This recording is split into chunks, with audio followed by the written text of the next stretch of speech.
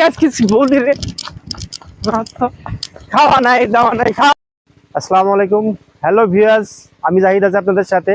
তো সেই সময় সুস্থ ধারার বিনোদনগুলো কিভাবে আমরা কাটাইতাম এবং কি কি খেলার সাথে আমরা অংশগ্রহণ করতাম তার কিছু অংশ আপনাদের কাছে।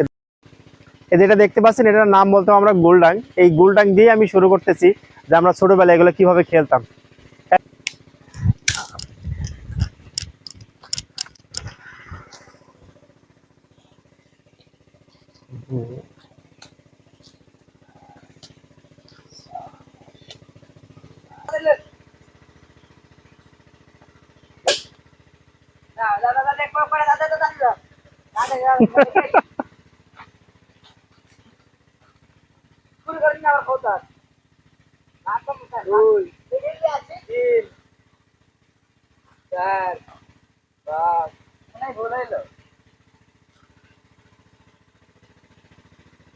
এগুলো আমাদের ছিল সুস্থ ধারার বিনোদন। আমরা যারা ছোটবেলায় ছিলাম তখন আমরা এই ধরনের খেলা খেলতাম। হ্যাঁ, এভাবে আমরা ছোটবেলায় আমরা খেলতাম যে আমাদের অনেকগুলো যখন আমরা বন্ধু ছিল তখন আমরা গ্রামের অনেক একত্রিত হয়ে আমরা খেলাধুলাগুলো করতাম, যেটার ভিতরে শারীরিক এক্সারসাইজ হতো। অনেক সময় দেখা যাচ্ছে আমাদের ভিতরে বিনোদনও পেতাম, যে একসাথে আমরা অনেক মজা করতাম। এইরকম ধরনের বাগানের ভিতরে আমরা কিন্তু এই খেলাগুলোর অংশগ্রহণ করতাম। তারপর আমাদের ছোটবেলায় অনেক মানে খোলা পালাঙ্গা, যেটা বলতো আমাদের আঞ্চলিক ভাষায় খোলা বলে, যেখানে ধান মাড়াই করা বা ক্ষেত খামারে যেগুলো উঠাই নিয়ে যেগুলো রাখতো সেভাবে আমরা ওটা খেলতাম। এটা ছিল গোলডাং খেলা। এর পরবর্তীতে আর আরেকটা খেলা আমরা যাচ্ছি, সেই খেলা দেখাবো।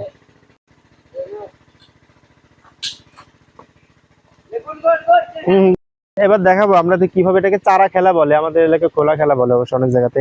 দেখে খেলাটা কিভাবে খেলতো আমরা এবার সেটাই আপনাদের দেখাবো। এটা তুমি নাও, তুমি দাও, তুমি এদিকে এক জায়গায় ফেলাবে। এরা এরা আসলে জানেও না যে আসলে এই খেলাটা কিভাবে খেলতে হয়। ঠিক আছে, ওই যে নিক্ষেপ করে মারছে, আমরা ওইভাবে লোকাল থেকে টার্গেট করে খেলতাম। দেখেন যেটা আবির দিয়েছিলাম, এটা দিয়েছিলাম, আমরা আসলে একটা মাপ রাখতাম 4 রান চলে, 4 রানের বেশি হয়ে গেছে, তার মানে এটা কি হয়নি। এভাবে আমরা হয়তো ছোটবেলায় চারা। এই যে এখন যেগুলো আমরা দেখাবো, আমাদের ছোটবেলায় এরকম কোনো গুলি খেলতাম যেটাকে মার্বেল বলে অবশ্য অনেক জায়গাতে। এই মার্বেল গুলো কিভাবে খেলতাম আমরা সেগুলো দেখ। ঠিক আছে, দেখেন আমরা মার্বেল গুলো, অনেকগুলো মার্বেল আমরা একসাথে নিয়ে এবার ছেড়ে দিতাম। এর ভিতরে একটা কথা টার্গেট করে দিয়ে দিত কোনটা হেলাতে লাগাতে।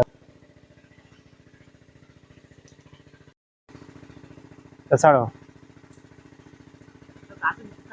আচ্ছা দিক দিক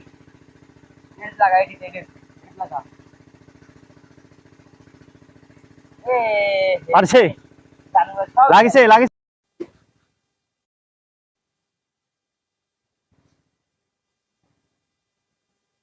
এই আবির, দুপুরে খাওয়া দাওয়া লাগবে না? বিকাল হয়েছে এখনো তুই আসছিস নি? তুই খাবো কখন? তোর আগে কিছু বলি রে, খাওয়া নাই দাওয়া নাই, খাওয়া দিন গেল খেলা আর খেলা। তোর একদিন কাছে আমার একদিন আসে থাকবে।